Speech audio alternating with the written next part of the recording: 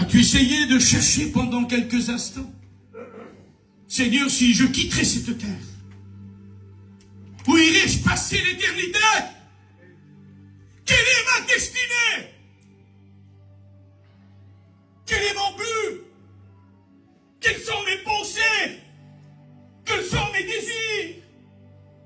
Quelles sont mes passions?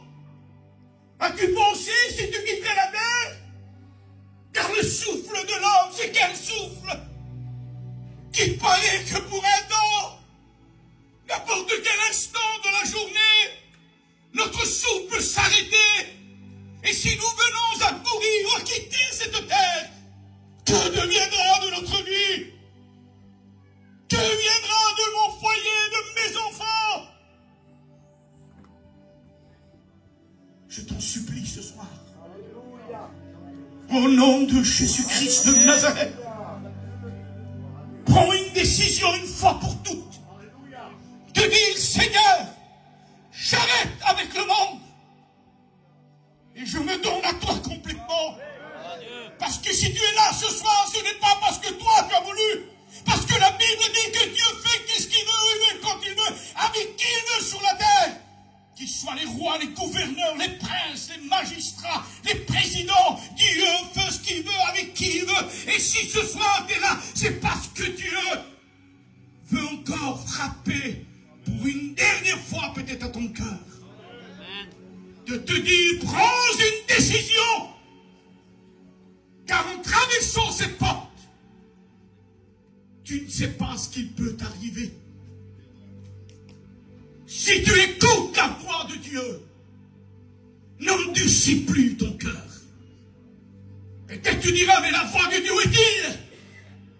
La voix de Dieu est celle que moi je prononce ce soir. Car la voix de Dieu est la parole de Dieu. Et Dieu a placé des serviteurs pour avertir le peuple avant que ce soit trop tard. Vous n'êtes pas ignorants et ne faisons pas les ignorants. Ce qui se passe actuellement sur la terre. Regardez les nations qui sont en tourment. L'angoisse chez les nations. Les hommes les plus chers, les plus intelligents, les plus importants sur cette terre, ils ont peur. Ils crevassent des trous parce qu'ils ne savent plus où aller. Les rois, les gouverneurs, les présidents ont peur. Le monde a mal. Et Jésus a dit que dans les derniers jours, il y aura des temps difficiles. Et nous le voyons devant nos yeux. Étudiez la Bible, étudiez les prophéties. Et vous serez tombés à genoux disant, Seigneur, garde-moi de lendemain. Garde-moi des heures arrivées. Des jours qui sont devant moi. Prenons conscience avant que ça soit trop tard, avant que le jour se ferme, avant que la nuit arrive. Qu'est-ce qu'il dit la Bible? Je t'en supplie, nous n'avons plus le temps. Tu as assez goûté à ce que tu voulais, et puis aujourd'hui tu es là parce que tu n'as pas été satisfait. Parce que si tu serais satisfait du monde, tu ne serais pas là ce soir. Tu serais en train de faire ce qui te plaît le plus. Tu serais en train de chercher ce qui te plaît. Mais si tu es là, c'est parce que dans ton cœur, il y a un vide. Et il faut que Jésus le remplisse ce soir. Il faut que Christ remplisse ta vie. Et je le crois que ce soir, le miracle va se faire dans ta vie. Dieu va te changer, va te bouleverser. Tu sortiras d'ici une autre personne.